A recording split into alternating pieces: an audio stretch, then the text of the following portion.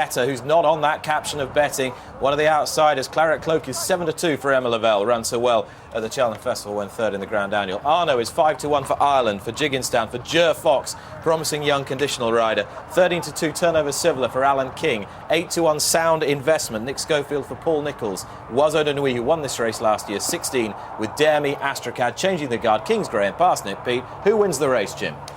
Give me a free bet and I'll stick it on Turnover Sivola, suited by the way it's going to unfold. They'll go fast, Graham, won't they? I'm sure they will. Thanks to Arno, thanks to Sound Investment, that could suit Claret Cloak, a stalker who ran an absolute screamer in a red-hot Grand Annual. And this is the fifth appearance, Nick, for Oiseau de Nuit in this race. What a superb horse Oiseau de Nuit is, and a winner at a big price last year. They're beginning to form a line. I think Anqueta could run a huge race for Sam Welly-Cohen again. Here's Simon. They're rushing forward towards the starter. Will he let them go here? And they appear to be racing. They're racing. And Arno towards the right in the maroon jacket with So On Target flying at the first fence. Astracad in the green colours. Anqueta to the outside of Sound Investment. Changing the Guard is already detached in these very early stages. Dare Me is towards the rear of the field as well as they swing left-handed and head on towards fence number 2. Arno out in front. Jer Fox here from So On Target. Green jacketed Astracad. The grey, the lighter of the greys, is Kingsgrey. Then Aintree, a darker grey. Sound Investment with out wide Anqueta. Gus McRae close up, Parsnip Pete in maroon sleeves, the yellow jacketed Oiseau de Nuit as they clear the next. Then Turnover Sivola in the hoop jacket on the near side of Off the Ground. Further back, Last Shot. Claret Cloak is held up in maroon and white, and then Dare Me towards the rear of the field, and still detached is Changing the Guard. On their way now towards the fence in front of the stands, and it's Arno by 3 parts of a length to So On Target. Astracad and Kingsgrey were third and fourth. Out wide Anqueta along with Sound Investment. They're followed by Gus McRae and Aintree, Parsnip Pete, Oiseau de Nuit, Turnover Sivola. Next is Off the Ground, then Last Shot niggled along from Claret Cloak, held up third last, and then at the back Dare Me and 4 lengths to Changing the Guard. Running now towards the back straight. 4 fences down the back, then the cross fence, and 3 in the home straight.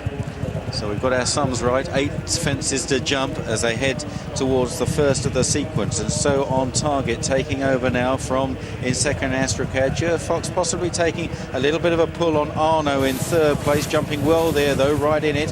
Kingsgrey is further. Last Shot made a mistake towards the rear of the field. Dare Me is still well back as they continue on towards another plain fence, and Arno right back involved here and is going to pick up in front. Lovely jump as well by Arno from Astracad. Then So On Target in the red jacket on the right, followed by Parsnip Pete.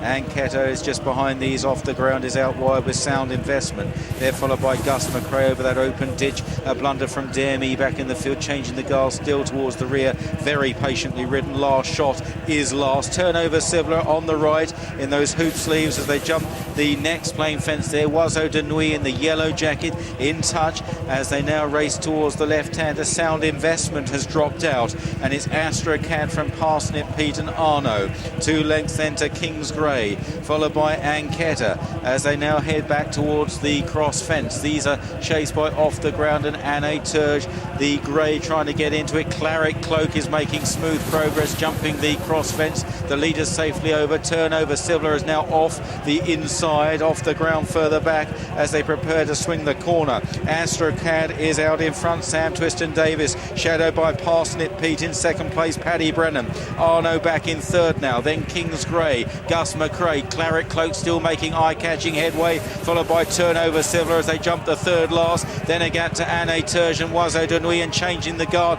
now beginning to cut through the field as Parsnip Pete takes over, jumping the final open ditch. 2 out, and a lovely jump there from Parsnip Pete, who may take some pegging back now. Arno, Claret Cloak coming through, then Astracad still battling on. Turnover Sivola, Gus McRae and Kingsgrey. Parsnip Pete heading down towards the final fence. Claret Cloak going into second. Turnover Sivola into third. Then Astracad. Parsnip Pete over the loss. Got in a bit tight.